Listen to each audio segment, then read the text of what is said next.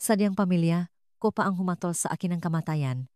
Nang matuklasan nila ang buhay na umusbong sa loop ko, isang buhay na ipinilit sa akin sa sarili ko mismong tahanan, ang mga matang aking ama ay naging bato. Hindi dudungisan ngang isang katulad mo at nang kasumpa-sumpa mong anak ang ating pangalan, deklara niya. Nang gabing iyon, ikinulong niya ako sa bodega upang doon mamatay. Iyon ay mahigit 60 taon na ang nakalilipas, isang alaala na tila buhay ngang ibang babay. Ngunit, iyon ang kadiliman kung saan natutunan kong hanapin ang liwanag. Naku, mga mahal, isang biyaya ang makilala kayo ngayon. Kung nakikinig kayo mula sa anumang sulok ng mundo, mangyaring mag-iwan ng komento at mag-subscribe dahil may mga katotohanan kailangang may kalat, gaano man nito yugyugin ang inyong nga pinaniniwalaan. May mga kuwento, gaano man kasakit, na dapat isalaysay. Ang pangalan ko po ay Luningning Reyes. Ako ay 76 taong gulang at naninirahan dito sa pinakpalang munting bayan ng El Nido sa Pusong Palawan. Hindi ako dito isinilang, ngunit dito ko natakpuan ang kapayapaan matapos ang napakaraming pagdurusa. Ngayon, kilala ako bilang ang bruhang ang katubigan, pero huwag kayong matakot sa bansak na iyan na inyong naririnig. Ito ay dahil ako lamang ang Senyor Differ na naglalakbay sa malakristal na kalaliman ng katubigan ng El Nido. Isipin ninyo, isang 76 taong gulang na lola na sumisisit sa mga kuweba sa ilalim ng dagat, kumukuha ngang litratong makukulay na isda, at tumutulong na pangalagaan ang likas na paraisong ito.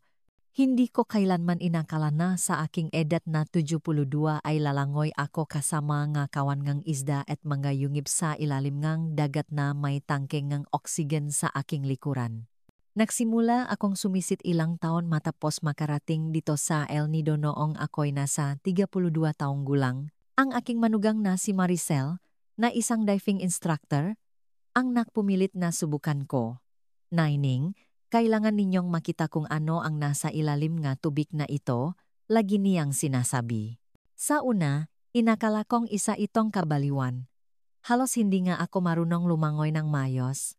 Ngunit nang isuot ko ang maskara sa unang pagkakataon at makita ang nakatagong mundo na may mga imposibleng kulay at mga isda na parang mga buhay na hiyas, para akong isinilang muli. Ngayon, bukod sa pagsisit 3 beses sa isang linggo, nagbibigay ako ng banayam sa mga paralan tungkol sa kahalagahan ng pangangalaga sa ating karagatan. Gustong-gusto ngam gabata kapag ipinapakita ko ang aking ma-underwater video at ikinukuwento sa kanila ang ngalihim na itinatago ngang tubig. Ang maturista naman ay namamangha kapag nakikita nila akong umaahon mula sa dagat na may suot na kumpletong gamit. May ilan pa ngang nagpapakuhang litrato kasama ako. Maniwala ba kayo? Isang matandang ubanin na umaahon mula sa tubig na may tangke sa likod. Ang aking bahay ay napakalapit sa Bacuit Bay sa isang maliit ngunit maginhawang lot. Ang nga pader ay pinalamutian ng aking mga litrato sa ilalim ng dagat, bawat isa ay may kwentong isinasalaysay. Nariyan ang kuhangang dambuhalang hito na lumangoy ng napakalapit na halos tumama sa aking maskara. Ang kuhang isang dugong na marahang naglalakbay sa gitna ng gahalamang dagat.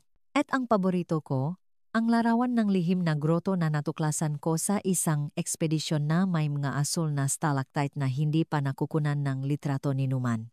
Ang pinakahindi ko malilimutang pagsisit ay ilang taon na ang nakalipas, sa lalim na halos 90 talampakan.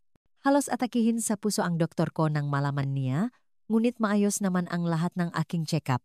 Ginang, puso ng 50, anyos ang puso ninyo, sabi niya nang may pagkamangha. Lagi kong isinasagot, dahil iniwan ko na po sa ibabaw ang nakalungkutan do. At kayo?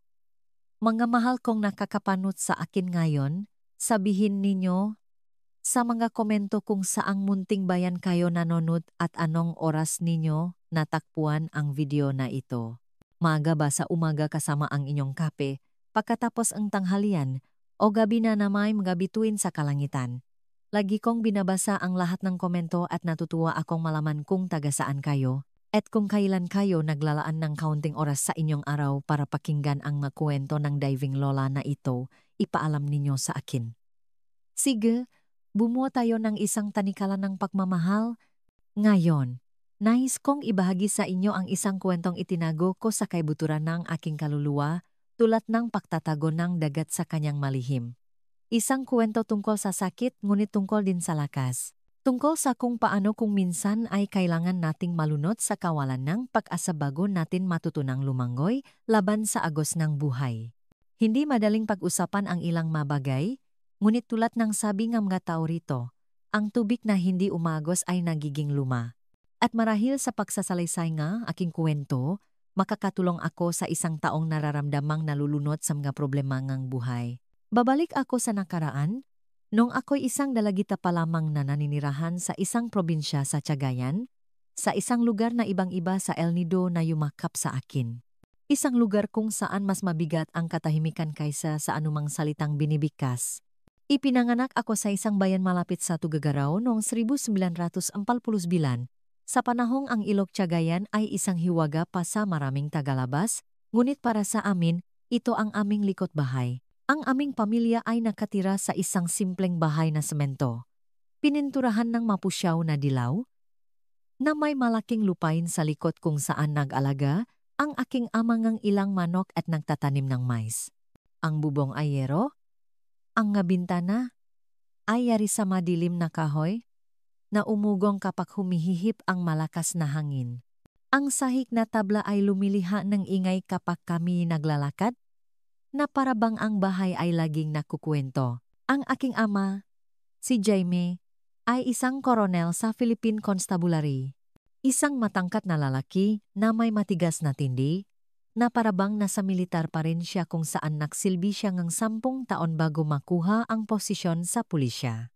Mayroon siyang maliliit na kayumanging mata, laging mapakmasid, at isang makapal na bigote na ginugupit niya ng may military precision tuwing umaga. Nagdadamit siya ng walang kamali-mali, kahit sa nakakapasong init ng Cagayan, laging nakapantalon at long sleeve na damit.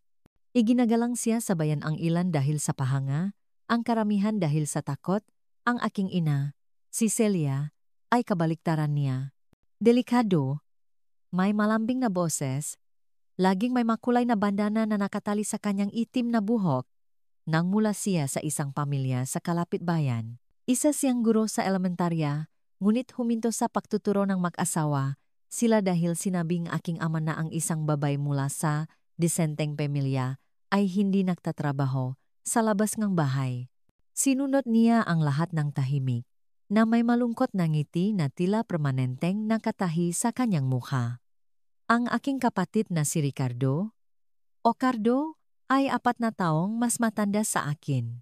Mula pagkabata, siya na ang ipinagmamalaki nga aking ama. Mayroon siyang parehong tindig, parehong paraan ng paglakad.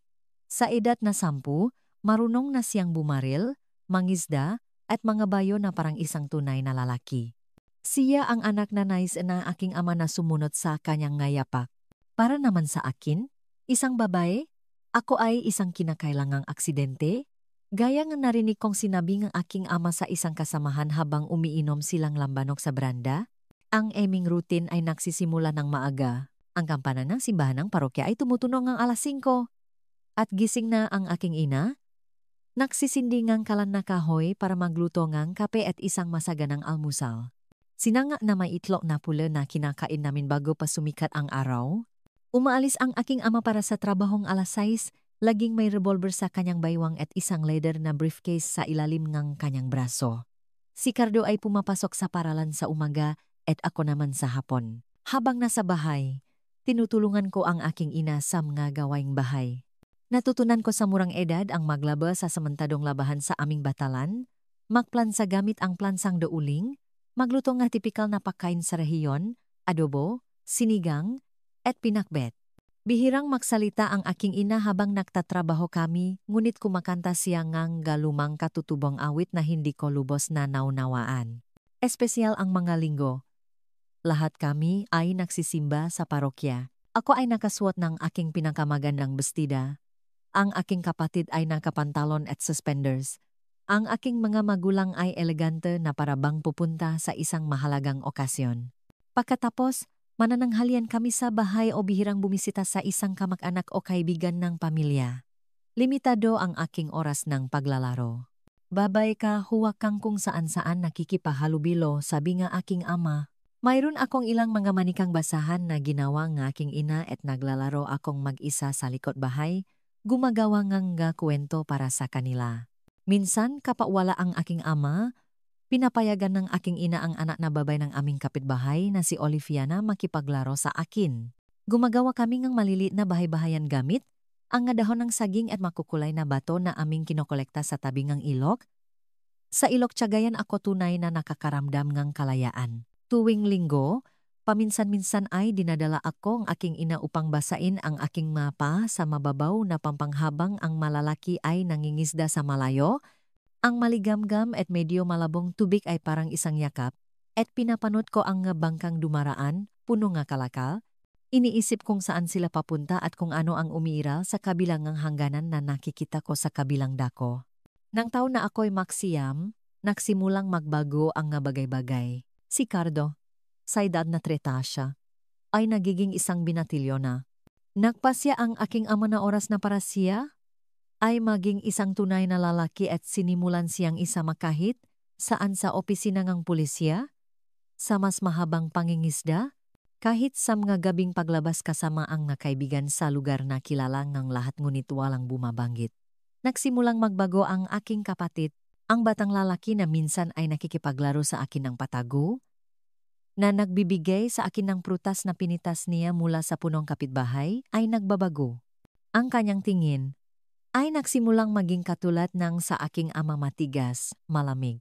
Nagsimula siyang mag-utos sa akin na parabang bigla siyang nakaroon ng autoridad sa akin. Ikuha mo ako ng tubig. Pakintabin mo ang sapatos ko. Manahimik ka. Walang opinyon ang babae. Ito ang mga parehong parirala na ginagamit ng aking ama sa aking ina. At kapag nagrereklamo ako, sasabihin niya, sabi ni Itay, magpraktis na ako para kapag may sarili na akong bahay. Isang gabi, nagising ako sa masigawan sa sala. Umiyak ang aking ina at sumisigaw ang aking ama, pinalalaki mong rebelde ang batang yan. Tingnan mo ang nangyayari kapag hindi ka sumusunod sa akin. Gusto mo bang matulad siya sa anak ni Roberto? Hindi ko alam kung sino ang anak ni Roberto. Ngunit sa tono ng boses ng aking ama, marahil ay isang taong gumawa ng isang bagay na kakilakilabot. Kinabukasan, may pasa ang mata ng aking ina, ngunit ngumiti siya na parang walang nangyari. Sabi niya, nauntok daw siya sa kantong ng mesa. Iyon ang una sa maraming dahilan na narinig ko sa paglipas ng taon. Ako ay 11 taong gulang nang mapansin ko ang paraan ngang pagtingin sa akin ni Cardo. Hindi na ito tingin ng isang kapatid. Ito ay isang bagay na nakparamdam sa akin na marumi, na parabang may putik na dumikit sa aking balat na hindi matanggal kahit gaano ko pakuskusin ng husto. Sinimulan kong i-lock ang pinto ngang aking silid sa gabi, naglalagay ngang silya sa ilalim ng seradura. Isang hapon pag-uwi mula sa paralan, dumaan ako sa sala at narinig ko ang aking ama na kausap si Cardo. Ang isang lalaki ay may mga pangangailangan, anak, at kung minsan kapag hindi mo ito makuha sa labas, kailangan mong humanap ng paraan sa loob ng bahay. Nanlamig ang aking puso. Hindi ko lubos na naunawaan kung ano ang ibig sabihin niyon, ngunit alam kong ito ay isang masamang bagay. Napakasama.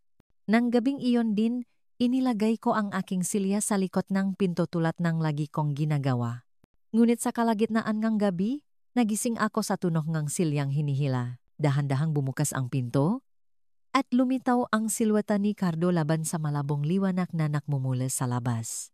Kapag sumigaw ka, papatayin ka ni Itay pati si Inay, sabi niya sa mahinang boses. Ang sumunod na nangyari? Itinago ko iyon sa isang lugar na napakalalim sa aking isipan na kung minsan ay parang sa ibang tao. Iyon nangyari. Hindi sa akin. At isang 11 taong gulang na batang babae ang namatay ng gabing iyon upang ang isa pa ay mabuhay. Ang katahimikang sumunod sa gabing iyon ay tumagal ngang maraming taon. Isang mabigat na kumot na bumabalot sa isang kakilakilabot na lihim. Paano nakakaligtas ang isang bata kapag ang sarili niyang tahanan ay nagiging kanyang bilangguan? Pakinggan natin. Dahil ang kwento ni Luningning ang pagtitiis sa hindi sukat akalain ay nagsisimula pa lamang. Mula ng gabing iyon, natutunan kong hatiin ang aking sarili sa dalawa. Nariyan ang Luningning na pumapasok sa paralan, na tumutulong sa aking ina sa kusina, na ang katawan ay patuloy na lumalaki. At nariyan din ang isa pang luningning, isang multo na lumulutang sa itaas ng kama sa gabi, pinapanot ang katatakutang nagaganap sa ibaba na parabang ito ay nangyayari sa iba, natuto akong manahimik. Ang katahimikan ang aking naging kalasak at aking bilangguan. Ang katahimikang iyon, mga mahal, ay hindi hungkak. Ito ay isang espasyong puno nga sigaw na hindi ko kailanman may labas. Dun ko itinago ang 11 taong gulang na si Luningning, upang hindi na niya maramdaman ang sakit. At ibang tao, isang multo, ang siyang makakatiis sa lahat.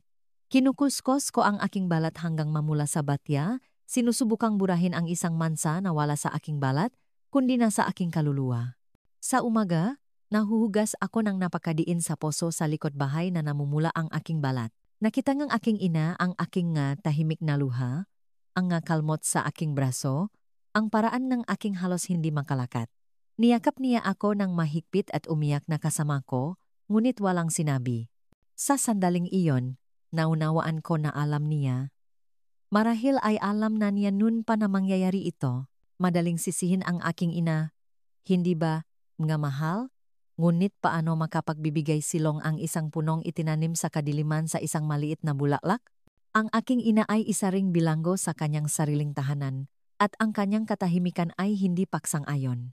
Ito ay ang walang salitang sigaw ngang isang taong matagal nang pinatay ang pag-asa. Ang magabi ay naging isang paulit-ulit na bangungot. Sinubukan kong manatiling gising. Nagdasal sa Birheng Maria. Tahimik na nagsumamong tulong, ngunit walang dumating upang sagipin ako. Kahit na ang aking ina, na minsan ay bumulong, kumapit ka lang, anak. Isang araw, makakaalis ka rin dito. Hindi ko kaya. Ganun ko pinasok ang pagiging dalaga. Pasan-pasan ang isang lihim na mas mabigat pa kaysa sa buong mundo sa aking mga balikat. Ang mga sumunod na taon ay isang walang katapusang bangungot. Sa pagitan ng 11 hanggang 13 taong gulang, nabuhay akong may 2 pagkatao. Nariyan ang luningning na nakikitang lahat. Ang tahimik at masunuring dalagitan na tumutulong sa aking ina, pumapasok sa paaralan, at nagsisimba tuwing linggo. At nariyan din ang isa pa, na lumalabas lamang sa gabi kapag bumubukas ang pintong aking silit. Ang pangalawang luningning na ito ay dahan-dahang namamatay, tulad ng isang halamang hindi nasisikatan ng araw. Si Cardo, na 17 anyos na noon, ay malapit nang makatapos ng pag-aral at naghahandang pumasok sa Akademya Militar, gayang laging ninanais ng aking ama. Isang magiging opisyal ng militar. Ipagmamalaki pa niya sa mga kapitbahay sa tindahan ni Aling Paching. Hindi nakakamali ang dugong militar. Samantala, ang aking ina ay parang kandilang unti-unting naupos, lalong pumapayat at tumatahimik. Minsan, nahuhuli ko siyang nakatingin sa akin na may luha sa kanyang mamata. Sa ibang mga pagkakataon, kapag kaming dalawa lang ang nasa kusina, hahawakan niya ang aking mga kamay at bubulong. Naalala mo ba ang kwento ni Moises na itinuro sa eskwelahan? Laging gumagawa ang Diyos ng daan sa gitna ng katubigan. Anak, magtiwala ka. Hindi ko maintindihan kung paano pinahihintulutan ngang Diyos ang nangyayari sa bahay na iyon. Sa mga gabing naulit ang bangungot, ipipikit ko ang aking mga mata at isipin na sumisisid ako sa ilog Cagayan. Hinahayaang dalhin ako nga agos sa malayong lugar kung saan walang nakakakilala sa akin o makakasakit sa akin. Sa panahong ito ko nakilala si Aling Hazel, isang matandang nagtitinda ng mahalamang gamot sa palengke. Inutusan ako nga aking ina na bumili ng yerba buena at tanglat para gawing saa dahil sa matindi niyang hirap sa pagtulog. Si Aling Hazel, na may puting buhok na nakatali sa ilalim ng isang makulay na bandana at mga kamay na amoy lupa, ay hindi lang tumingin sa akin. Nakita niya ang takot na pilit kong itinatago. Ang kanyang mamata, na tila matanda at mabait, ay tumitig sa akin. Itinatala ng katawan ang masugat ng kaluluwa, inang marahan niyang sabi, habang nagdaragdag ng madamo sa aking supot. Ang sakit ay wala sa iyong tiyan. Nasam nga lihim na pilit mong dinadala. Bumalik ka rito ng mag-isa. Hahanap tayong paraan. Hindi ko alam kung bakit, ngunit nagtiwala ako sa kanya. Siguro dahil sa kanyang mabait na mga mata. Siguro dahil sa desperasyon na wala akong ibang malapitan.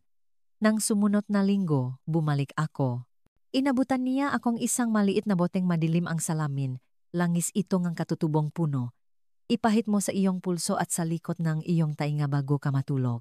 Nagtataboy itong masasamang panaginip at masasamang espiritu, paliwanag niya, sabay pisil sa aking kamay.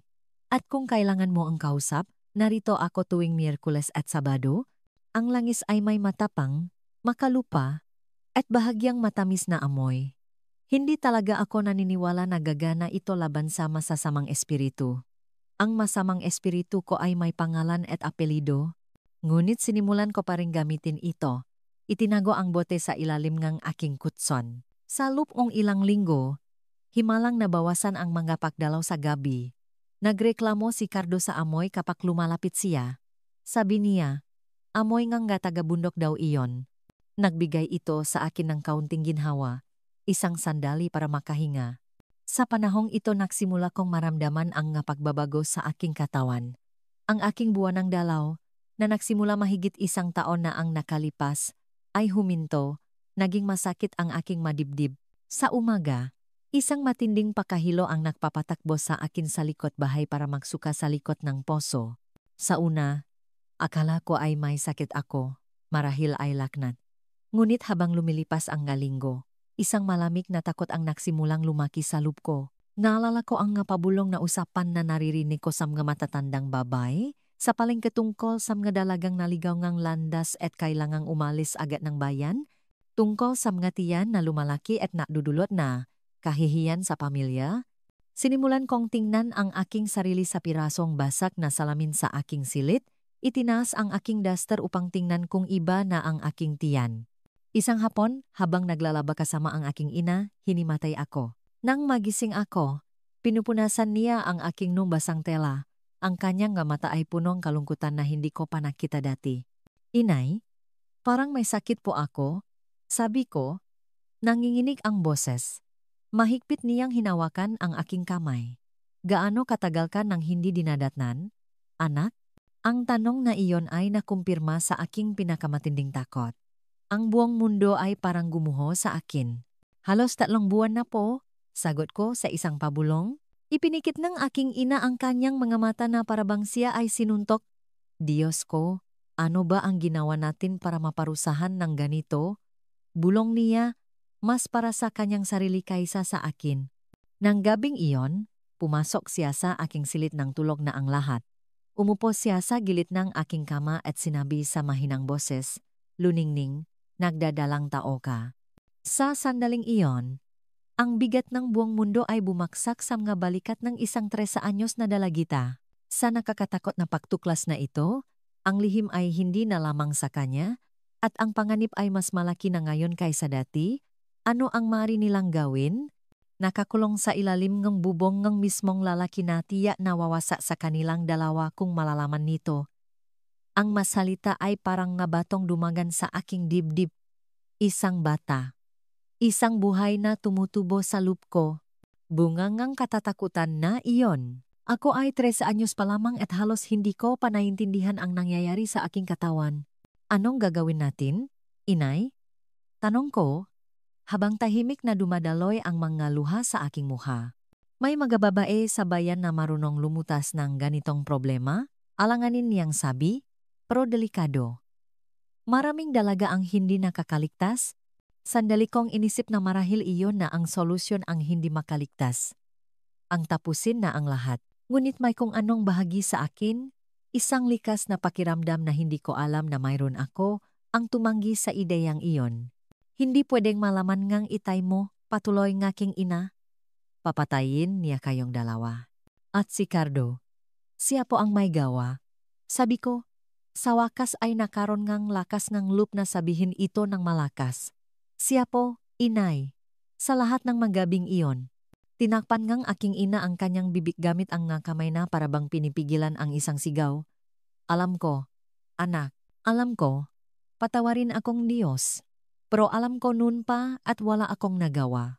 Pero ngayon kailangan nating humanap ngang paraan. Sa mga sumunod na araw, nabuhay kami sa patuloy na takot. Sinubukan ngang aking ina na itago ang aking paglilihi. Binigyan niya ako nga mas maluluwag na damit. Nagsimula akong lumiban sa klase. sinasabing may lagnat ako. Samantala, pabulong naming pinag-usapan kung ano ang gagawin. May pinsan ako sa Maynila. Sabi ng aking ina, baka pwede ka niyang kupkupin pansamantala. Pwede nating sabihin na nag-aral ka doon. Ngunit sa kaibuturan namin, alam naming wala kaming paraan para gawin iyon, walang pera, walang pahintulot ng aking ama. Kami ay nakakulong. Si Aling Hazel ang nagbigay sa amin ng sinak ng pag-asa. Nang bumili ang aking inangang halamang gamot para pampakalma, napaluha siya at naikuwento ang lahat. Tahimik na nakinig ang matanda at pagkatapos ay nagsabi, dalhin mo ang bata rito bukas. May mga kakilala akong makatulong. Kinabukasan, sabay kaming pumunta sa palengke. Dinala kami ni Aling Hazel sa likod ng kanyang maliit na bahay na malapit sa daungan. Doon niya kami ipinakilala sa mag-asawang sinamang Samuel at Aling Patricia. Sila ay mga biyahero na nagdadala ng magakalakal sa Ailok Cagayan patungo sa Apare at iba pang bayan. Mari nilang isakay ang bata. Paliwanag ni Aling Hazel, may mga kamag-anak sila sa Maynila na pwedeng kumupkop sa kanya hanggang sa may panganak ang sanggol. Pagkatapos, maari na kayong magpasya kung ano ang gagawin. Ito ay isang mapanganib na plano, ngunit tila ito na lang ang aming pagkakataon. Ang problema ay kung paano kami alis ng bahay nang hindi naghihinala si Itay. Nagpasya ang aking ina na kailangan naming sabihin sa aking ama ang tungkol sa pagbubuntis, hindi kung sino ang ama, kundi sabihing nakipagrelasyon ako sa isang batang lalaki sa paaralan. Magagalit siya. Parurusahan kaniya, pero hindi kaniya papatayin sa harap nga testigo, pangangatuwiran niya. Kapag umalis siya para magtrabaho, tatakas tayo. Kinilabutan ako sa ideya, ngunit wala akong nakikitang ibang paraan. Habang ang puso ko'y nasa lalamunan, isang Biyernes ang gabi pagkatapos ang hapunan, nakiusap ang aking ina na kausapin ang aking ama sa sala. Tinawag niya rin ako at si Cardo. Jaime, simula niya. Nanginginig ang boses. May mahalaga akong sasabihin tungkol kay Luningning. Tumingin ang aking ama mula sa kanyang diaryo, inis sa pagkaabala. Ano na namang kalokohan ang ginawang batang yan? Nagdadalang gitaw siya. Ang katahimikang sumunod ay parang ang bigat ng hangin bago ang isang malakas na bagyo. Nanatiling hindi kumikibo ang aking ama.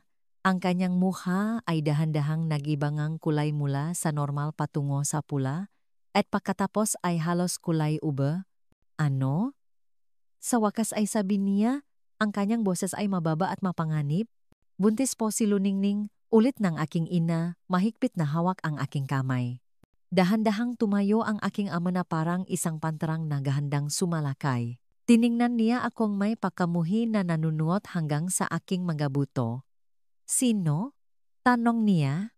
Sinong bastardo ang gumawa niyan sayo? Hindi ako makapagsalita. Pinipi akong takot. Hinigpitan ng aking ina ang hawak sa aking kamay, isang tahimik na senyas na huwag kong sasabihin ang katotohanan. Ngunit bago pa kami makasagot, si Cardo, na namutla na parang papel, ay tumayo rin. Itay, sabi niya, ang kanyang boses ay kakaibang kalmado. Kasalanan ko po. Ang katahimikan na bumalot sa silid ay tila huminto ang oras. Tiningnan ng aking ama si Cardo na parabang hindi niya nakikilala ang sariling anak. Napahikbi ng mahina ang aking ina, hinihigpitan ang hawak sa aking kamay na halos masakit na. Anong sabi mo? Tanong ng aking ama sa isang mapanganib na pabulong. Sinalubong ni Cardo ang kanyang tingin. May kakaiba sa mamatang aking kapatid. Hindi ito pagsisisi o hiya. Ito ay halos pagmamalaki. Mga mahal, marahil ay nagtataka kayo kung bakit niya ginawa iyon. Ngunit ang mga halimaw ay madalas na lumilikhang ang iba pang mga halimaw. Sa tingin ko, sa sandaling iyon, hindi na siya ang aking kapatid, kundi isang nilalang na ginawa ng aking ama. At ipinagmamalaki niyang ipakita sa kanyang manliliha na ang aral ng kalupitan ay natutunan ng mabuti. Akin siya, sabi niya sa tonong nagpabaliktad ng aking sikmura. Noon pa man, akin na siya. May mga sandali na ang katotohanan ay mas nakakatakot kaysa sa anumang kasinungalingan. Isa ito sa mga iyon. Hindi isang pag-amin ng kasalanan, kundi isang deklarasyon ng pag-ari, isang huling baluktot na aral mula sa ama patungo sa anak. Ang marupo na kapayapaan ng tahanang ito ay malapit ng mabasa sa pinakamarahas na paraan na maisip. Ang sumunod na nangyari ay napakabilis na halos hindi ko na naintindihan. Sinugot ng aking ama si Cardo na may parang hayop na ungal, hinawakan siya sa kuwelyo. Hayop ka? Halimaw ka? Sa bawat salita, marahas niyang niyugyok ang aking kapatid. Hindi gumanti si Cardo, ngumiti lamang sa paraang kinilabutan ako. Kayo po ang nagturo sa akin, itay. Ang lalaki ay may mga pangangailangan. Di ba? Ibinaksak siya nga. Aking ama sa pader nang may ganoong kalakas na puwersa na nahulok at nabasak ang larawan ng mahal na birhen. Pagkatapos ay bumaling siya sa amin ngang aking ina. Ang kanyang mukha ay nababalot ng galit. Kayong dalawa, sabi niya, itinuturo ang isang nanginginig na daliri. Pinayagan ninyo ito sa aking bahay. Sa ilalim ng aking bubong.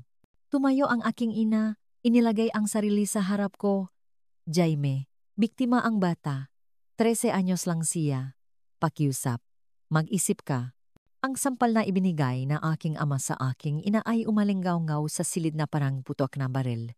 Napaupo siya pabalik sa silya, dumudugo ang labi. Sumigaw ako, sinubukang protektahan siya, ngunit hinawakan ako ngang aking ama sa braso, kinalatkat palabas ang silid. Itay, pakiusap po, pagmamakaawa ko, sinusubukang kumawala. Wala po akong ginawang masama. Manahimik ka, sigaw niya. Kinalatkat ako pababa sa pasilyo patungo sa likod ngang bahay kung saan naroon ang bodega. Ito ay isang madilim at mamasa-masang lugar na ginagamit niya para mag-imba ngam nga kagamitan at mga kahon ngang kontrabando na minsan niyang dinadala. Lulutasin ko ito ng isang beses at para sa lahat. Hindi dudungisan ng kahihiyang ito ang pangalan ng ating pamilya. Binuksan niya ang mabigat na kahoy na pinto at itinulak ako pababa sa hagdan. Malakas akong bumaksak sa lupang sahig, nakaramdam ng matinding sakit sa aking braso.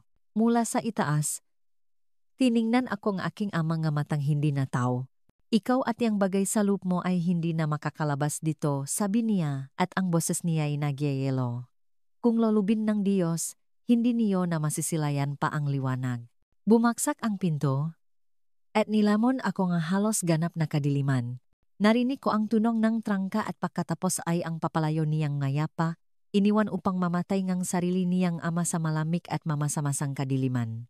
Sa mga sandaling tulad nito, sa pinakailalim ngang kawalan ng pag-asa, ang isang tao ay maaring masira nang tuluyan o makahanap ng lakas na hindi niya alam na taglay niya. Ito na ba ang katapusan ng kwento ni Luningning? O may isang kislap ng peasa na malapit nang lumitaw sa pinakamadilim na lugar? Nakahiga ako ron sa mamasa-masang lupa, tahimik na umiyak, isang kamay sa aking patak paringtiyan.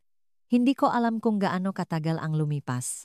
Maaring nga oras o nga araw, halos ganap ang kadiliman, maliban sa isang maliit na siwang sa pader na nagpapapasok ngang kaunting liwana. Ang bodega ay amoy amag at isang bagay na nakilala ko bilang gas na ginagamit ng aking ama sa mga lampara. Paminsan-minsan nakakarinig ako nga mahinang sigaw na nagmumula sa bahay. Ang boses ngang aking ina na nagmamakaawa, ang tunog nga bagay na nababasag. Pagkatapos ay katahimikan. Kinapa ko ang sahe, sinusubukang humanap ng kahit ano na makakatulong sa akin. Ang aking nga daliri ay nakahipo nga malamig na bagay makasangkapan, mga latang walang laman, mga pirasong lubit. Gumapang ako sa isang hindi gaanong mamasa-masang sulok at doon na natili, nanginginig sa ginaw at takot. Inay, bulong ko sa kadiliman. Tulungan niyo po ako. Hindi ko alam kung kailan ako nakatulog, ngunit nagising ako sa tunog ng kandado na binubuksan. Bumukas ang pinto at ang malabong liwanag ng isang lampara ay nag-ilaw sa bodega. Si Inay, ang kanyang mukha ay namamaga sa kayak. Isang maitim na pasa sa paligid ng kanyang mata. Anak, bulong niya, hirap na bumababa sa hagdan. Kailangan mong magmadali. Kinuha niya si Padre Anderson. Gusto niyang ikumpisal mo ang iyong makasalanan bago. Hindi niya natapos ang pangungusap. Ngunit hindi na kailangan. Naunawaan ko kung ano ang binalak ng aking ama. Nataranta ako sandali, ngunit pagkatapos ay isang kakaiba, halos hindi makamundong kalmado ang bumalot sa akin. Nagdala akong pagkain at tubig, sabi ng aking ina, inilalagay ang isang balutan sa sahig sa tabi ko. At ito, inabot niya sa akin ang isang maliit na kalawangin na susi. Para ito sa pinto sa likod ng bodega na patungo sa bakuran. Nakalimutan na iyon ng itay mo, matagal nang nakakandado.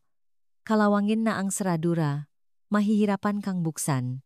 Tiningnan ko ang susi, pagkatapos ay ang aking ina. Sumama na po kayo sa akin, pakmamakaawa ko.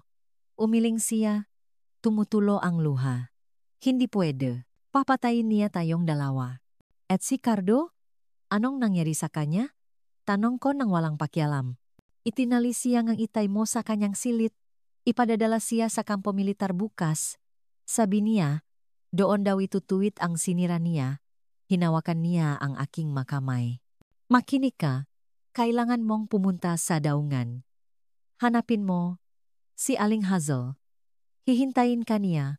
Isasama ka ni Mang Samuel sa kanyang bangka ngayong gabi. At kayo po, anong mangyayari sa inyo? Ngumiti ng malungkot ang aking ina. Magiging maayos lang ako. Pagbalik ng itay mo, sasabihin kong pumarito ako para ipagdasal ang iyong kaluluwa. At kapag nalaman niyang tumakas ka, nanginig siya. Aba, hindi naman ito ang unang pagkakataon na sa akin niya ibubunton ang galit niya? Inay, hindi po. Umalis ka na, Ana. Mabuhay ka para sa iyong sarili at para sa batang ito na walang kasalanan sa anumang nangyari. Niyakap niya ako ng mahigpit na para bang gusto niyang iwan ang kanyang amoy, ang kanyang init sa akin. Pagkatapos ay hirap siyang tumayo. Hintayin mong umalis siyang muli, utos niya. Tatawag siyang pulis kapag dumating na ang pari. Iyon ang pagkakataon mo. Sa isang huling tingin, umakyat siya sa hagdan at isinara ang pinto. Iniwan sa akin ang lampara. Narinig ko ang muling paglalagay ng trangka, isang palabas para hindi maginala ang aking ama. Kumain akong kaunting tinapay at panadala niya. Uminom akong tubig. Pagkatapos ay sinimulan kong suriin ang bodega ng mas maingat, hinahanap ang pinto sa likod. Nakita ko ito na nakatago sa likod ng ilang nakasalansan na kahon. Ito ay maliit, parang isang trapdoor, at nakapako. Gamit ang isang kalawangin na distornilyador na nakita ko sa mga kasangkapan. Sinimulan kong tanggalin ang tabla, sinusubukang huwag gumawa ng ingay. Dumugo ang aking mga daliri sa pagsisikap, ngunit hindi ako tumigil. Bawat pako na natatanggal ay isang hakbang palapit sa kalayaan. Sa wakas, pagkatapos ang tilam nga oras, natanggal ko ang lahat ng tabla. Naroon ang pinto, maliit at luma. Pumasok ang susi sa seradura. Ngunit ayaw umikot. Sinubukan kong pilitin. Ngunit ganap na itong kinakalawang. Nagsimula na namang sakupin ako ngang kawalan ng pag-asa. Tumingin ako sa paligid, naghahanap ng solusyon. Napadako ang aking mga mata sa gas mula sa lampara. Naalala kong sinabi ngang aking ama na mabisa ito sa pag-alis ng kalawang. Nagbuhos akong kaunting likido sa seradura. Nagdarasal na sanay gumana. Nahintay ako ngang ilang minuto at sinubukan muli ang susi.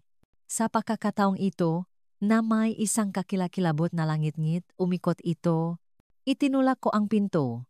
Naramdaman ang paglaban ngang maraming taon nang hindi pagamit. Sa wakas, sa isang huling pagsisikap, bumukas ito sa hangin ng gabi. Isang maliit na siwang, ngunit sapat na para makalusot ako. Sa sandaling iyon, nakarinig ako nga boses na nakmumula sa bahay. Nakabalik na ang aking ama, at hindi siya nag-iisa. Nakilala ko ang malalim na boses ni Padre Anderson. Wala ng oras. Pinatay ko ang lampara at sumiksik sa siwang. Naramdaman ang malamig na hangin ng gabi sa aking mukha sa unang pagkakataon sa loob ng ilang araw. Madilim ang bakuran. Tanging ang buwang-buwan na nakabitin sa ilog tiyagayan ang nagsisilbing ilaw. Nakayukong parang isang hayop na tinutugis, tumakbo ako papunta sa bakot sa likuran. Masyadong mataas para talunin, ngunit may butas kung saan dating dumadaan ang asoeng kapitbahay. Pinilit kong dumaan dun. Napunit ang aking damit at nagasgasan ang aking balat. ngunit wala akong naramdamang sakit. Ang tanging naramdaman ko ay ang desperasyon ng pagtakas. Ang isang katawan ay makakatakas sa isang bilangguan. Ngunit paano naman ang kaluluwa? Habang tumatakbo si Luningning patungo sa isang bagong buhay, iniwan niya ang isang piraso ang kanyang sarili. Habang buhay na nakatalisain ang nagsakripisyo ang sariling kaligtasan. Ito ang nakakadurok na halagang kalayaan at ang kanyang paglalakbay upang mahanap ang tunay na kapayapaan ay malayo pa sa pagtatapos. Nang sumiksik ako sa bakot na iyon, isang bahagi ng aking kaluluwa ang nahati sa dalawa. Tumatakbo ako patungo sa kalayaan, ngunit iniwan ko rin ang aking ina sa impyernong iyon. Ang kalayaan kung minsan ay may napakataas na halaga at binabayaran ito ngang sakripisyo ngang iba. Halos walang tao sa mga kalsada ng bayan ng oras na iyon. Ilang lasing ang pagwang-gawang na pawi mula sa daungan. Isang aso ang tumahol sa dikalayuan. Nanatili ako sa mga anino. Tumatakbo nang mas mabilis hanggat kaya ko patungo sa palengke kung saan nakatira si Aling Hazel. Nang sa wakas ay makarating ako, hingal na hingal ako at nangingini. Dahan-dahan akong kumatok sa pintuan sa likod, takot na may makakita sa akin. Pagkatapos ng isang sandali na parang walang hanggan, bumukas ang pinto. Naroon si Aling Hazel gaya ng ipinangako, nag-alala ang kanyang nga mata habang hinihila ako papasok. Diyos ko pong mahabagin, bulong niya, nang makita ang aking kalagayan. Anong ginawa sa iyo ng demonyong yon? Hindi ako makasagot. Bumaksak na lang ako sa kanyang mabraso, umiyak nang hindi ko panagawa dati. Niyakap niya ako, inugoy na parabang ako'y isang maliit na bata. Ayos na ngayon, bulong niya. Hinahaplos ang aking maruming buhok. Ligtas ka na. Ngunit alam kong hindi. Hindi ako magiging ligtas hanggat nasabayan ako, hanggat mahanap ako ng aking ama. Si Mang Samuel po? Tanong ko sa pagitan ng mga hikbi. Naghihintay siya sa daungan, kumpirma niya. Alis ang bangka sa loop ng isang oras. Dadalhin ka niya sa apari. At mula doon, maari ka nang magpatuloy papuntang Maynila. Dinala niya ako sa isang silid sa likod ng bahay, kung saan naghihintay ang isang palangganang may maligamgam na tubig. Tinulungan niya akong hugasan ang aking mukha at mga kamay, nilinis ang mga hiwa at galos gamit ang isang pinakuluang halamang gamot na parang apoy sa hapdi. Pagkatapos ay binigyan niya akong isang simple ngunit malinis na bestida at isang alampay para takpan ang aking ulo. Kumain ka? Sabi niya. Inaalok ako ng isang plato ng nilagang kamote na may karne. Kailangan mo ng lakas para sa paglalakbay at sa kung ano pa ang darating. Habang kumakain ako, ipinaliwanag niya ang plano. Isasama ako ni Mang Samuel sa bangka kasama ng makargamento. Itatago ako sa pagitan ng masako ng paninda. Sa apari, sasalubungin ako ng isang pamangkin niya at tutulungan akong makarating sa Maynila, kung saan nakatira ang mga kamag-anak na maaring kumukop sa akin at pagkatapos po, tanong ko, habang bumibigat ang katotohanan ng aking sitwasyon, isang 13 anyos na babay, buntis, walang pamilya, walang pera, walang pinag-aralan. Mahigpit na hinawakan ni Aling Hazel ang aking makamay. Pagkatapos, anak, hahanapin mo ang iyong daan. Tulad ng tubig sa ilo na laging nakakahanap ng daanan, kahit sa pagitan ng pinakamatitigas na bato. Ang paglalakbay sa Ilok Cagayan ay nagsimula ng gabing iyon. Itinago ako ni Mang Samuel sa pagitan ng mga sako ng munggo at harina. Tinatapan ako ng isang magaspang na trapal. Huwag kang gagawa ng ingay, inang babala niya sa isang magaspang na boses. May mga inspektor at pulis na naghahanap sa mga bangka at tiyak na ginagalugat na ngang itay mo ang buong mundo para mahanap ka.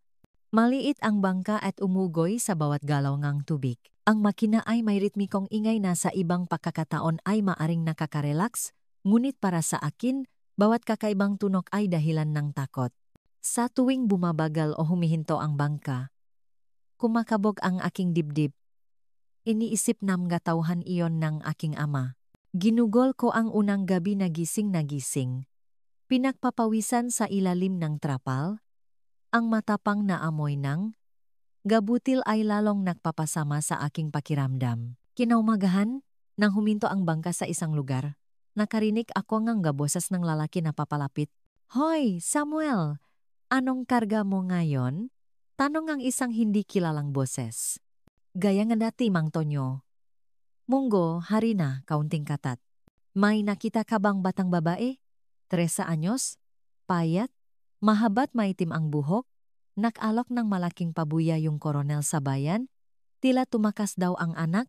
Nanlamig ang aking dugo. Pinigil ko ang aking hininga. Naghihintay sa sagot ni Mang Samuel. Isang dalagita? Wala akong nakita. Pero kung may mabalitaan ako, ipapaalam ko sa iyo. Ang kanyang boses ay kalmado, natural, na parabang pinag-usapan lang nila ang panahon. Nagkaroon ng sandaling katahimikan at inakala kong may narinig akong manggayapa sa bangka. Naghahanap ba sila? Ipinikit ko ng mariin ang aking mga mata, nagdarasal sa sinumang santo na nakakarinig sa akin. Sige kung ganun, sa wakas ay sabi ngang boses, magpatuloy ka na. Nagsimulang umandar muli ang bangka, at doon ko lang napaktanto na pinipigilan ko pala ang aking hininga sa buong oras na iyon. Nang malayo na kami, sandaling itinaas ni Mang Samuel ang trapal. Kita mo na, pinaghanap kang itay mo. Pulis, mga inspektor, lahat. Sabi niya, nagnakaw ka raw ng para at alahas sa inay mo bago ka tumakas. Nangilabot ako. Kasungalingan po iyan. Hindi ko kailanman. Alam ko, putol niya sa akin. Sinabi sa akin ni Hazel ang lahat. Ngunit ganyan gumalaw ang mamakapangyarihang tao. Ginagawa nilang salarin ang mga biktima. Nang marinig ko ang nga salitang iyon, napagtanto kong hindi lang ako tumatakas mula sa isang bahay. Tumatakas ako mula sa kasinungalingang binuong aking ama para ilibing ako ng buhay. Hindi niya lang ako gustong mawala. Gusto niyang burahin ang mismong pagkatao ko. Binigyan ako ni Mang Samuel ng tubig at isang piraso ng puto na may panutsa, dahan-dahan lang sa pagkain. Sensitibo ang tiyan ng buntis, lalo na sa ganitong pag-uga. Sa unang pagkakataon, may nagsalita tungkol sa aking pagbubuntis ng walang pandidiri o galit bilang isang katotohanan lamang. Naramdaman kong may bumara sa aking lalamunan at nilunok ko ang aking ngaluha kasama ngang tuyong puto. Ang paglalakbay sa ilog ay tumagal ngang 3 araw. 3 araw na nakatago, lumalabas lamang sa gabi kapag tinitsya ni Mang Samuel na walang tao sa paligid. 3 araw na pinapanood ang latiyan na dumaraan, ang nga buwaya na nakbibilat sa pampang, ang nga ibon na lumilipat sa itaas. Ito ay isang malawak at maylap na mundo, ibang-iba sa bilangguan na naging tahanan ko. Sa isa sa magabing iyon, habang nakaupo sa proangang bangka habang nangingisda si Mang Samuel para sa aming hapunan, ikinuwento niya sa akin ang kanyang buhay. Naging sundalo raw siya noong bata pa, lumaban sa digmaan, nakakita ng gabagay na hindi dapat makita ng sinumang tao. Nang bumalik siya, nalaman niyang namatay ang kanyang asawa sa sakit at ang kanyang maliit na anak na babae ay kinuha nga kamag-anak papuntang Mindanao. Hindi na niya sila nakita muli. Ang buhay ay parang ilog na ito. Inang, sabi niya, habang hinihila ang isang kumikinang na hito na pumapalag sa linya. Mayroon itong mga payapang bahagi. Mayroon itong mga mapanganib na agos. Mayroon pangang matalon na parang papatayin tayo. Ngunit ang tubig ay laging sumusulong, laging pasulong. Sa 3 araw, dumating kami sa Apari. Mas malaki ang bayan kaysa sa amin na may mga lumang bahay na may impluensyang Espanyol at isang abalang daungan. Itinago ako ni Mang Samuel hanggang sa magtakip silim kung kailan ako sa wakas ay nakalabas. Manhid ang aking mabinti sa matagal na pananatili sa isang posisyon at kumakalam ang aking tiyan sa gutom. Gaya nga ipinangako, naghihintay sa amin sa tabi ng ilog ang pamangkin ni Aling Hazel. Si Jessica ay isang babae na mga 40 anyos, morena at may mababait na mata tulad ng kanyang tiyahin. Niyakap niya ako ng walang tanong at dinala sa kanyang bahay sa likod ng isang panaderya kung saan siya nagtatrabaho. Dito ka muna matulog ngayong gabi. Sabi niya, ipinapakita sa akin ang isang simple ngunit malinis na maliit na silit. Mag-aalis bukas ang bus papuntang Maynila. Nakausap ko na ang driver. Isasabay ka niya. Sa unang pagkakataon sa lubngang ilang araw, nakapaligo ako ng mayos, kumain ng mainit na pagkain na nakaupo sa mesa, at natulog sa isang totong kama, ngunit hindi naging madali ang pagtulog. Ginambala ako nga bangungot. Ang aking ama na sinisira ang pinto, kinakalatkat ako pabalik sa bodega. Si Cardo na may kakilakilabot na ngiti na nagsasabing, akin siya? Ang aking inang umiyak nang walang magawa. Nagising ako ng ilang beses na sumisigaw, pinagpapawisan kumakabog ang puso. Pupunta si Jessica. Pakakalmahin ako. Bibigyan akong sa. Lilipas din yan. Sasabihin niya. Sa paglipas ng panahon, lilipas din. Ngunit alam kong hindi. May mga sugat na masyadong malalim para tuluyang gumaling. Kinabukasan ng umaga, bago pa sumikat ang araw, dinala ako ni Jessica sa sakayan ng bus papuntang Maynila. Ang driver, isang matipunong lalaki na nagngangalang Frank, ay tumango lamang nang makita ako. Wala siyang tinanong. Hindi nakpakita ngang kuryosidad. Itinuro lamang ang upuan sa harap at sinabing, "Tara na." Nagpaalam ako kay Jessica nang may mahigpit na yakap. "Salamat po sa lahat, bulong ko." "Hindi mo kailangang magpasalamat," sagot niya. "Kailangan nating magababay na magtulungan. Masyadong mahirap ang mundo sa labas." Maaring nagtataka kayo kung paano ako naging napakaswerte na makakilala ng napakaraming mabubuting tao. Ngunit, mga mahal, ang kabaitan ay parang isang ilok sa ilalim ng lupa. Hindi ito maingay, ngunit palagi itong dumadaloy at ang mga tunay na nangangailangan nito ay makakahanap ng daan patungo rito. Sa ating pinakamadilim na oras, madalas na ang maestranghero ang nagiging ating maparola. Ang biyahe sa bus ay mas mahirap pa kaysa sa bangka. Lubak-lubak ang daan na nagpapatalon at nagpapauga sa sasahyan. Bawat alog ay isang kirot sa aking likod, sa aking tiyan. Sinubukan kong ituon ang pansin sa tanawin, ang mabukirin, ang mapuno, ang magumamela na paminsan-minsan ay lumilitaw na parang ngapatangang araw sa halamanan. Bihirang magsalita si Frank na isang ginhawa. Paminsan-minsan, nagaalok siya ngang tubig o humihinto para makaihi ako sa likod ng isang puno. Minsan bumili siya ng barbecue sa isang tindahan sa tabi ng daan at ibinahagi sa akin. "Kailangan mong kumain ng maayos," sabi niya. "Dalawa na kayong kumakain." Napaktanto ko na tulad ni Mang Samuel at Jessica, alam niya ang aking sitwasyon. Marahil alam ng lahat. Ang buntis na dalagitang tumatakas mula sa kanyang ama. Nakakahiya, ngunit kasabay nito, nakakagaan ngalup na malaman na mayroong isang network ng nga taong handang tumulong sa akin. Dumating kami sa Maynila kinahapunan ngang susunod na araw. Ang lungsod ay tila napakalaki. Maingay, nakakatakot.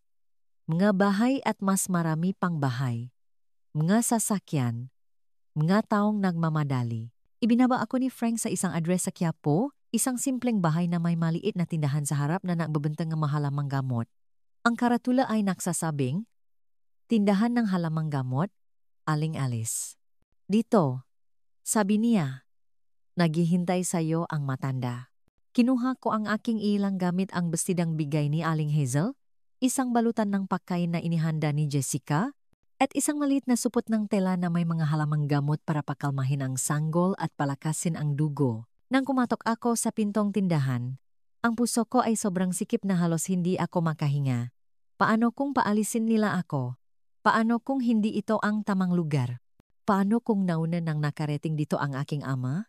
Bumukas ang pinto at bumungat ang isang matandang babae na may puting buhok na nakapusot ng mataas, balat na kulubot na parang lumang papel, at mga matang asul na tila hindi toto. Ito si Aling Alice, ang nakatatandang kapatid ni Aling Hazel. Tiningnan niya ako mula ulo hanggang paa, sinusuri. Sa isang kakilakilabot na sandali, inakala kong isasara niya ang pinto sa aking mukha, ngunit pagkatapos ay lumambot ang kanyang mamata. "Tuloy ka, Ineng," sabi niya. Binubuksan ng mas maluwag ang pinto. "Mahaba ang iyong naging paglalakbay." Noon lamang, pagpasok sa hindi kilalang bahay na iyon, na tumama sa akin ng buong lakas ang katotohanan. Hinding-hindi na ako babalik sa Cagayan. Hinding-hindi ko na makikita ang aking ina.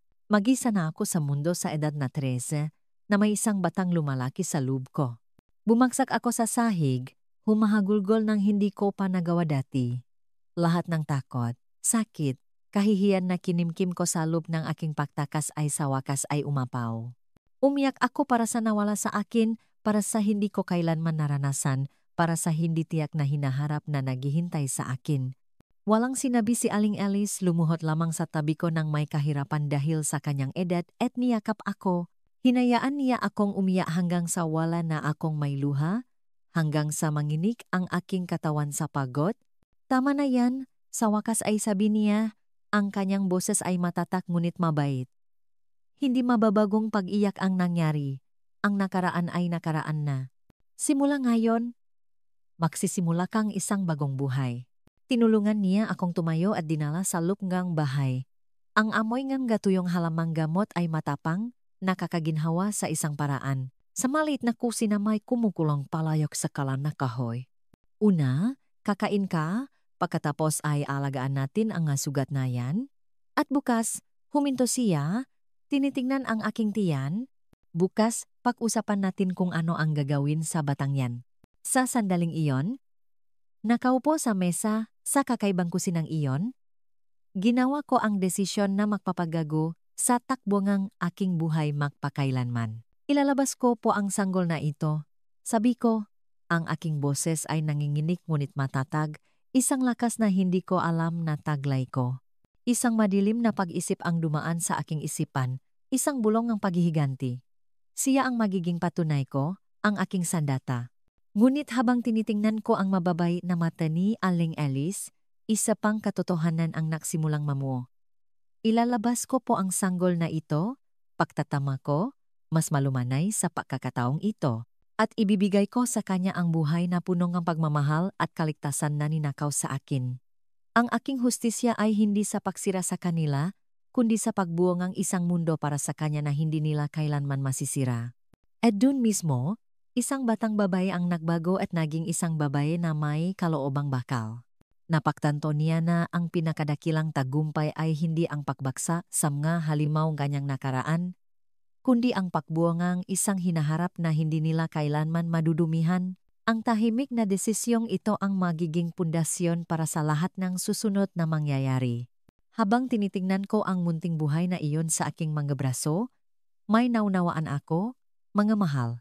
Ang paghihiganti ay nagpapalaganap lamang ng sakit tulad ng isang batong inihagis sa tubig. Ngunit ang pag-ibig, iba ang pag-ibig. Ang pag-ibig ay pagtatanim ng isang puno at pagmamasit dito na lumago ng malakas, inaabot ang liwanag. Ang masumunod na buwan sa Maynila ay isang halongang sakit at pagtuklas. Nagbago ang aking katawan araw-araw. Lumalaki ang aking tiyan na parabang may sarili itong buhay. At mayroon nga, kinupkop ako ni Aling Alice nang walang pahuhusga. Binigyan niya ako ng isang mali na silit sa likod ng tindahan at tinuruan akong kaalaman tungkol sa mga halaman. Kung gusto mong mabuhay sa mundong ito, Ineng, kailangan mong paraan para kumita. Sabi niya habang ipinapakita sa akin kung paano kilalanin ang bawat halaman, kung paano ito patuyuin ng tama, kung paano ihanda ang mga taa at pamahit na kanyang ibinebenta. Natutunan ko ang kapangyarihan ng sambong para sa bato, ng yerba buena para sa sakit ng tiyan, ng pansit-pansitan para sa pamamaga. Ang aking makamay, na dati malambot, ay naging makalyo at may mansa, ngunit naging matalino rin. At habang natututo ako tungkol sa mga halamang nagpapagaling ng katawan, sinubukan kong humanap ng isang bagay na magpapagaling sa aking kaluluwa. Sa gabi, mag-isa sa aking mali na silid, hahaplusin ko ang aking tiyan at kakausapin ang buhay na iyon. Hindi mo kasalanan, bulong ko. Hindi mo hiniling na ipanganak ng ganito. Ngunit kasabay nito, hindi ko maiwasang isipin na ang batang ito ang aking sandata, ang aking ebidensya, ang aking pagkakataon para sa hustisya. Sa ikalimang buwan ng pagbubuntis, nang hindi na may tago ng maluluwak na damit ang aking tiyan, tinawag ako ni Aling Alice para sa isang seryosong usapan. Luningning, sabi niya, nakaupo sa kanyang tumba-tumba na may isang tasangang saa. Sinabi mong gusto mong gamitin ang batang ito para sirain ang iyong ama at kapatid. Ano ba talagang plano mo? Ikinuwento ko sa kanya ang aking unang plano. Bumalik sa Tiagayan kapag naipanganak na ang sanggol, pumunta sa huwes, ipakita ang bata bilang patunay sa ginawa ng aking kapatid, at hilinging arestuhin siya. Tahimik na nakinig si Aling Alice, nakatutok sa akin ang kanyang gaasol na mata. Nang matapos ako, malalim siyang bumuntong hininga. Anak, matapang ka, pero marami ka pang dapat matutunan tungkol sa takbo ngang mundo. Humigop siyang ang taa bago magpatuloy. Ang itay mo ay isang makapangyarihang tao sa inyo, isang koronel, kaibigan ng nga huwes at hepangang pulis. Ano sa tingin mo ang mangyayari kung bigla kang lilitaw doon kasama ang batang ito? Nanlumo ang puso ko. Sa kaibuturan ko, alam kong tama siya. Sa pinakamabuti, sasabihin nilang gawa-gawa mo lang ang lahat, na ang bata ay anak ngang kung sinong nobyo mo. Sa pinakamasama, kilala mo ang itay mo. Sa tingin mo ba mag-aatubili siyang gumawa ngang mas masahol pa sa sinubukan na niyang gawin? Ang maluhang pilit kong pinipigilan ay nagsimulang dumaloy. So wala pang hustisya? Basta na lang sila makakatakas. Ibinabo ni Aling-Alis ang kanyang tasa at mahigpit na hinawakan ang aking mga kamay. Hindi ko sinabi yan. Ang sabi ko, hindi gagana ang plano mo. Kailangan natin ng mas maganda. Isang bagay na hindi nakadepende sa salita ngang, isang dalagita laban sa mga makapangyarihang lalaki.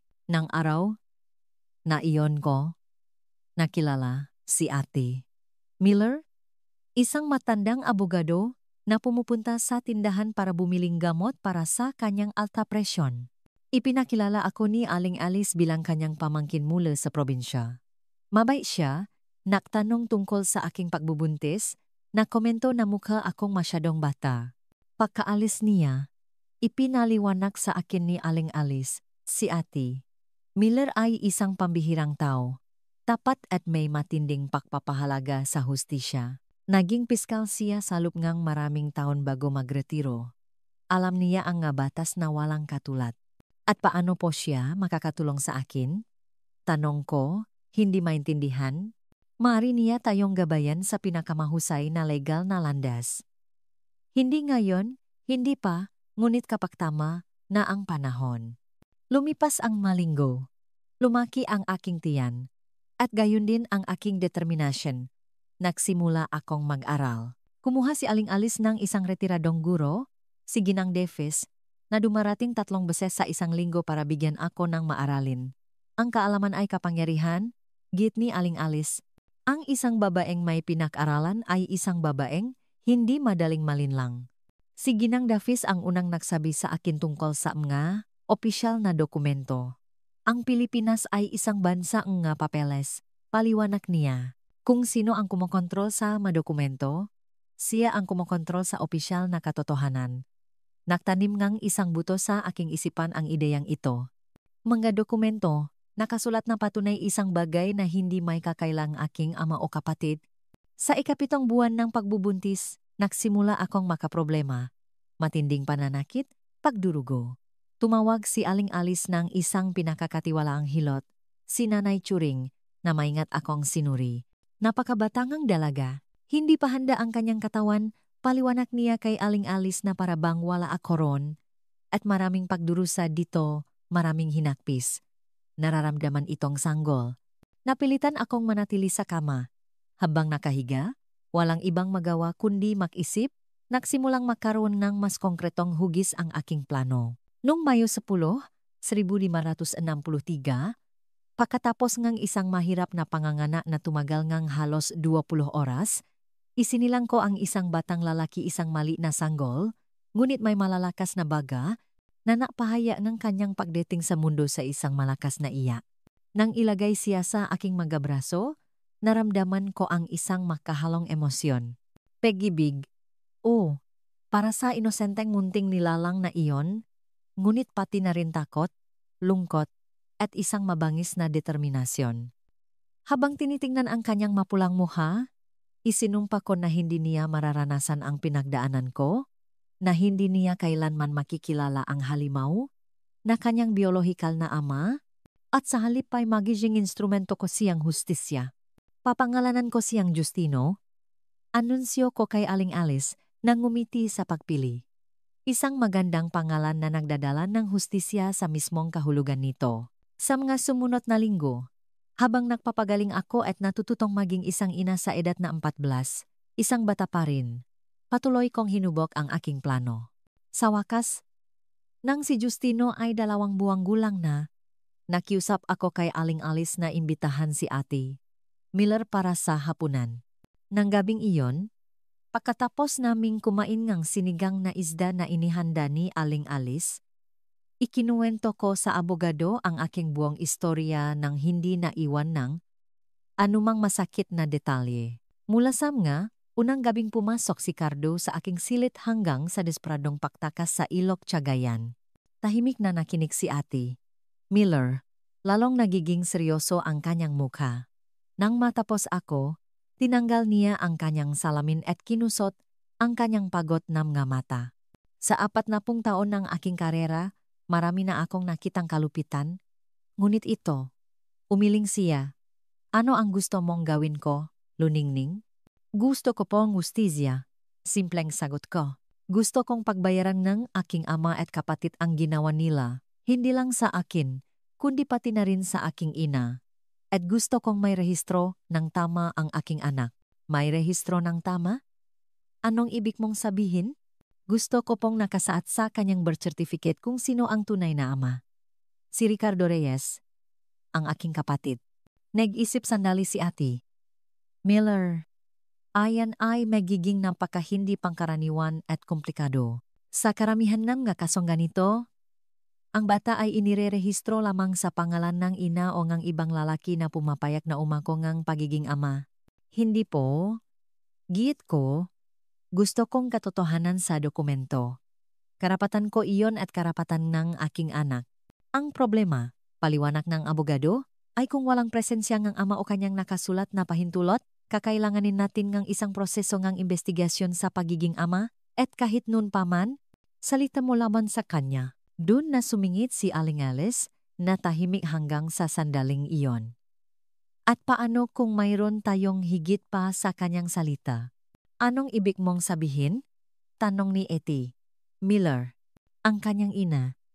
Kung makakakuha tayo ng isang salaysay mula sa kanyang ina. Bumilis ang tibok ng puso ko. Ang aking ina? Ngunit paano? Hinding-hindi siya alis sa Cagayan. Masyado siyang takot sa aking ama. Marahil ay hindi niya kailangang umalis, maalalahaning mungkahi ni Ate Miller. Isang nakasulat na sinumpaang salaysay. Ngunit kahit na, magiging mapanganib iyon para sa kanya. Inisip ko ang aking ina, ang kanyang malulungkot na mata, kung paano siya laging nagdurusa sa katahimikan. Gagawin niya po iyon para sa akin, sabi ko nang may paninindigan. Kung malalaman niyang buhay ako, na may anak ako, na may pagkakataon para sa hustisya, hahanap siyang lakas ng loob. Ang isa pa, dagdag ni Aling Alice, hindi lang si Luningning ang biktima sa bahay na iyon. Ang kanyang ina ay inabuso na rin sa loob ng maraming taon. Kung may dodokumento rin natin iyon. Nagsimulang magsulat si Ate Miller sa isang maliit na kwaderno na kinuha niya sa kanyang bulsa. Pinag-usapan natin dito ang maraming krimen. Kung makakakuha tayong sapat na ebidensya, maari tayong magbukas ng kasong kriminal. At pagkatapos po? Sabi kong tanong. Pagkatapos, sabi niya, seryosong nakatingin sa akin, ang iyong ama at kapatid ay maaring makulong sa loob ng maraming taon.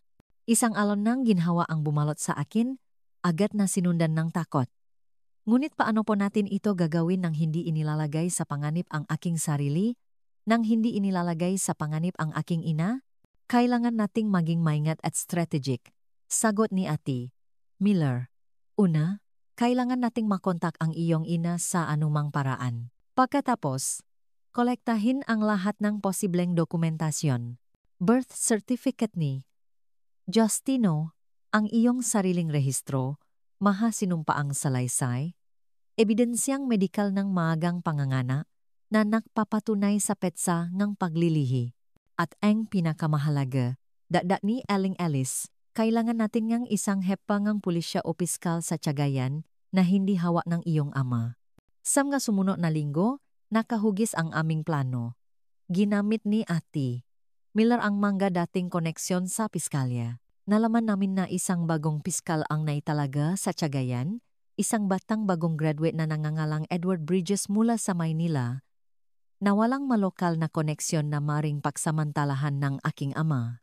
Ang pinakamalaking hamon ay, ang makontak ang aking ina nang hindi naalarma ang aking ama. Ang solusyon ay dumating sa pamamagitan ng isang hindi inaasahang koneksyon. Ang anak ni Nanay Curing, ang Hilot, ay isang driver ng trek at regular na bumibiyahe sa rutang Maynila-Cagayan. Pumayak siyang magdala ng sulat doon at ihatid ito ng direkta sa aking ina kapag ang aking ama ay nasa opisina. Isinulat ko ang liham ng buong puso. Ikinuwento ko ang aking paktakas, si Aling Alice, ang paksilang ni Justino. Ikinuwento ko ang plano na humingi ng hustisya at kung paano namin kailangan ang kanyang testimonya. Sa dulo, naglagay ako ng isang maliit na litrato ng sanggol na kinuha ni Aling Alice gamit ang kanyang lumang kamera. 2 linggo pagkatapos, bumalik ang driver ng truck na may sagot isang maikli, dali-daling isinulat na liham, ngunit isa na magpapabago sa lahat. Mahal kong anak, salamat sa Diyos at buhay ka. Napakaganda ng sanggol. Gagawin ko ang lahat ng kinakailangan. Maglalakbay ang iyong ama sa Baguio sa susunod na linggo para sa isang 3 araw na pulong. Ito na ang ating pagkakataon. Nagmamahal. Inay, ang maliit na pirasong papel na iyon ang lahat ng kailangan ko. Ang gulong na hustisya ay sa wakas ay nagsisimula ng umikot. Ngayon, kapag sumisisit ako sa malakristal na katubigan ng El Nido, nararamdaman ko pa rin ang parehong pakiramdam ng kalayaan na naranasan ko mahigit 60 taon na ang nakalilipas nang tumakas ako sa ilog Cagayan. Ang tubig ay palaging aking kaligtasan, ang aking landas patungo sa isang bagong buhay. Marahil iyon ang dahilan kung bakit ako naging bruha nga tubigan, dahil sa kalaliman ng dagat. Hindi lang makukulay na isda at mga nakatagong kuweba ang aking natakpuan, kundi pati na rin ang kapayapaang matagal ko nang hinahanap. Ang paglalakbay mula Maynila hanggang dito ay mahaba at hindi laging madali. Pagkatapos naming makuha ang hustisya nakuha namin ito, mga mahal na natili ako sa Maynila ng ilang taon pa, tinutulungan si Aling Alice sa tindahan at pinalalaki ang aking si Justino, lumaki siyang malakas at malusog. Hindi kailanman nalaman ang katatakutan ng kanyang pinakmulan. Sa kanya, sinabi ko lang na namatay ang kanyang ama bago siya ipanganak, na sa isang paraan ay totoo. Ang Cardo na kilala ko ay namatay. Para sa akin sa araw na umalis ako sa Cagayan. Ang aking ina, na matapang na hindi ko kailanman inakala, ay hindi lamang nagbigay ng kanyang testimonya sa piskal na si Edward Bridges, kundi nakakolekta rin ng pisikal na ebidensya, magasulat na isinulat ng aking ama na binabanggit ang kanyang plano na alisin ang kahihiyan ng pamilya. Ang aking nga damit na may mansa dugo na kanyang itinago, kahit isang tala-arawan na lihim niyang itinago sa loob ng maraming taon, na nagtatala ng pang-abusong dinanas naming dalawa. Ang paglilitis ay isang iskandalo sa Cagayan. Ang koronel, isang respetadong tao, at ang kanyang anak, isang magiging opisyal ng militar, ay nabunyag bilang mahalimaw na tunay nilang pagkatao. Ang aking ama ay sinentensyahan ang 20 taon sa bilangguan para sa tangkang pagpatay, illegal detention, at pakikipagsabuatan sa ginawa ang aking kapatid. Ang aking kapatid ay nakakuha ng 15 taon para sa ginawa niya sa akin. Bumagsak ang maso at nagsalita ang batas. Ngunit habang ang mga rehas ng bilangguan ay maaring makulong ng isang katawan, hindi nila kayang pagalingin ang isang sugatang kaluluwa. Para kay Luningning, ang tunay na hustisya ay hindi matatakpuan sa isang hatol sa korte, kundi sa buhay na malaya na niyang bubuin mula sa abong ang kanyang nakaraan. Ang hustisya ay naibigay sa papel, mga mahal. Ngunit walang hatol ang makakabura sa mga nakakatakot na gabi, at walang rehas ngang bilangguan ang makapagbabalik sa aking ninakaw na pagkabata. Napagtanto ko noon na ang pinakamatamis na paghihiganti ay hindi ang makita silang pinarusahan, kundi ang matutong bumuo ng isang buo at mapagmahal na buhay para sa aking sarili. Hindi ko na kinailangang bumalik sa Cagayan. Ang aking testimonya ay kinuha sa Maynila at ipinadala sa korte. Si Justino ay opisyal na nakarehistro na may apelido ni Cardo, isang permanenteng patunay ng kanyang krimen. Sa wakas ay nagkaroon ng lakas ng lubang aking ina na humiwalay. Lumipat siya sa Maynila at tumira kasama namin pansamantala, ngunit ang trauma na kanyang pinagdaanan ay napakalalim. Hindi na bumalik sa dati ang kanyang kalusugan. Pumanaw siya 5 taon pagkatapos Ngunit kahit papaano ay ginugol niya ang mga huling taon na iyon sa kapayapaan, kilala ang kanyang apo, malaya mula sa takot na kanyang kinabuhayan sa loop ng mga dekada. Nang maksampung taong gulang si Justino, nagpasya akong oras na para magsimula muli sa ibang lugar. Masyadong maraming alaala ang Maynila, ang ilan ay mabuti, marami ang masakit. Noon ko nakilala si David, isang mabait na biyudo na nagtatrabaho sa ecotourism. Nagkita kami sa isang priya kung saan nagbebenta ako ng aking mga halamang gamot. Naghahanap siyang na natural na lunas para sa kanyang sakit sa likod. Ang aming pagkakaibigan ay dahan-dahang lumago at namulaklak sa pag-ibig. Isang tahimik at magalang na pag-ibig, ibang-iba sa anumang nakilala ko sa aking pagkabata. Nang mag-propose siya sa akin, naging tapat ako tungkol sa aking nakaraan. Sa aking pagkagulat, hindi siya umatras. Ang mahalaga ay kung sino ka ngayon. Luningning, sabi niya. May magkaplano si David na lumipat sa El Nido, isang maliit na bayan na hindi pagaanong kilala nun, ngunit pinaniniwalaan niyang may potensyal para sa turismo dahil sa malinaw nitong karagatan at mga kuweba. Lumipat kami noong 1976 nang si Justino ay 13 taong gulang. Mahirap sa simula. Nagbukas kami ng isang maliit na paupahan sa bungat ng bayan na may 4 na silit lamang. Ipinagpatuloy ko ang aking trabaho sa mga halaman, gumagawa ng lutong bahay na lunas para sa mga lokal na residente. Madaling naka-adjust si Justino. Siya ay isang matalino at masipag na bata at may mabuting puso ni David na nakpalaki sa kanya bilang sariling anak. Si David ang nagturo sa akin na tunay na pumasok sa tubig. Sa loob ng maraming taon, ay kinatatakutan ko ito. Ang ilog Cagayan ang naging aking pagtakas, ngunit ito ay isang desperadong paglipat sa kadiliman, ang malabong tubig ay simbolo ang aking takot. Sa unang pagkataong dinala ako ni David sa malakristal na tubig ng El Nido, nangingini ako. Ngunit hinawakan niya ang aking kamay at sinabing, naalala ng tubig, Luningning. Ang tubig na ito ay hindi para sa pagtakas. Ito ay para sa pag-uwi. Habang natututo akong lumutang, magtiwala sa agos, para kong hinuhugasan ang multo ngang takot na 13 anyos na batang iyon. Ito ay isang binyag. Hindi na ako tumatakas sa isang ilog. Sa wakas, tunay na akong malaya sa isa. At sa malakristal na tubig na iyon, ang multong isang takot na 13 anyos na babae ay sa wakas ay nahugasan. Ito ay higit pa sa pag-aral na lumanggoy. Ito ay isang binyag, ang sandaling tunay na isinilang muli si Luningning Reyes. Ito ang piraso na humubog sa babaeng kilala natin ngayon, ang bruha ngang katubigan. Sa wakas ay nakawi na. Nang magsimulang lumago ang turismo sa El Nido noong dekada 90, si David ang isa sa mga nanguna, nag-alok ng nga tour sa mga isla at lagun. Tumulong ako sa pag-asikaso nga turista, naghahanda ng nga pagkain para sa mga babalik na pagod mula sa mga tour. Si Justino, na isang adulto na, ay nagtapos ng biology at nagsimulang magtrabaho sa pananaliksik at pangangalaga sa kalikasan. Iniwan kami ni David noong 2005 pagkatapos ng isang matinding atake sa puso. Siya ay 72 at namatay na ginagawa ang kanyang minamahal. Pabalik siya mula sa isang pagsisit nang bigla na lang tumigil ang kanyang puso. Ito ay isang napakalaking sakit, ngunit iba sa mga luma. Ito ay isang malinis na sakit kung may saysay man iyon.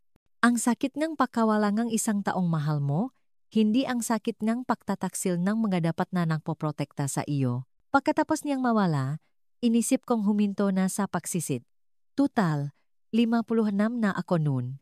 Isang edad na hindi na inisip ngang maraming tao ang pagpasok sa tubig. Ngunit ang pagsisit ang naglitas sa akin mula sa depresyon. Tinawag akong malinaw na katubigan ng El Nido na parabang nandun si David at naghihintay sa akin. Sa edad na 60, nagpasya akong opisyal na maging isang sertipikadong diving instructor. Ako ang pinakamatandang estudyante sa klase. Ang instructor ay sapat na bata para maging anak ko, ngunit natapos ko ang lahat ng kinakailangan at, sa sorpresa ng marami, naging unang senyor na babae na sertipikado para sa diving sa El Nido. Ngayon, sa edad na 76, regular pa rin akong sumisisit. Ang aking mga kasukasuan ay hindi na tulad ng dati at kailangan kong tulong sa pagsusuot ng kagamitan. Ngunit sa tubig Ako ay kasing liksi na isang 36 anyos. Pinamumunuan ko ang maliliit na grupo. Karaniwan ay mga matatanda na. Tulad ko, ay natuklasan na hindi pa huli ang lahat para magsimulang bago. Naasawa si Justino, binigyan ako ng 2 kahangahangang apo, sina Tyler at Laura, na ngayon ay mga adulto na at may sariling mga anak. Ang aking bunsong apo sa tuhod, si Arthur, ay 5 taong gulang pa lamang at nagpapaturo na sa akin kung paano sumisit. Sinasabi ko sa kanya na kailangan niyang lumaki pa ng kaunti, ngunit isinasama ko na siya sa paglangoy sa mababaw na bahagi. Ipinapakita sa kanya ang malilit na isda na lumalapit para kumain sa aming mga kamay. Ang aking tahanan ay nasa lot pa ring iyon malapit sa Buckwheat Bay. Ang paupahan ay naibenta na maraming taon na ang nakalipas nang magpasya akong italaga ang aking sarili sa pagsisit at underwater photography. Ang mapader ay puno hindi lamang ng larawan ng isda at mga kuweba, kundi pati na rin ng aking pamilya. Ang pamilyang binuo ko ng may pagmamahal, hindi ang ipinataw sa akin ng dugo. At alam niyo, mamahal, kapag tinitingnan ko ang lahat ng aking pinagdaanan, hindi na ako nakakaramdam ng galit o pait. Hinugasan na ngang panahon at ng tubig ang madamdaming iyon. Ang nararamdaman ko ay pasasalamat sa pagkaligtas, sa pagkakaroon ng lakas na magsimula muli, sa paghahanap ng kapayapaan sa malakristal na katubigang itong El Nido. Ang hustisya ay sa wakas ay naibigay at pinagbayaran ng aking ama at kapatid ang kanilang nga krimen. Ngunit ang aking pinakamatamis na paghihiganti ay hindi ang kanilang sentensya. Ito ay ang buhay na puno na pag-ibig na binuo ko para sa aking sarili. Sa pagbabalik tanaw sa lahat, naisip ko kayo, ang nakikinig sa akin ngayon. Ano ang itsura ng iyong ilog? Anong takot ang nagpapanatili sa iyo sa pampang nito? Nais ko talagang marinig ang iyong kwento. Ibahagi ito sa mga komento sa ibaba upang makahanap tayo ng lakas sa isa't isa. Ngayon, gawin lamang ang isang maliit na bagay upang simulan ang paglalakbay patungo sa iyong sariling kalayaan. Kung naantik nang makwento ngang matandang diving lola na ito ang inyong puso, mangyaring mag-subscribe sa channel dahil bawat kwentong napapakinggan ay isa pang kandilang sinisindihan.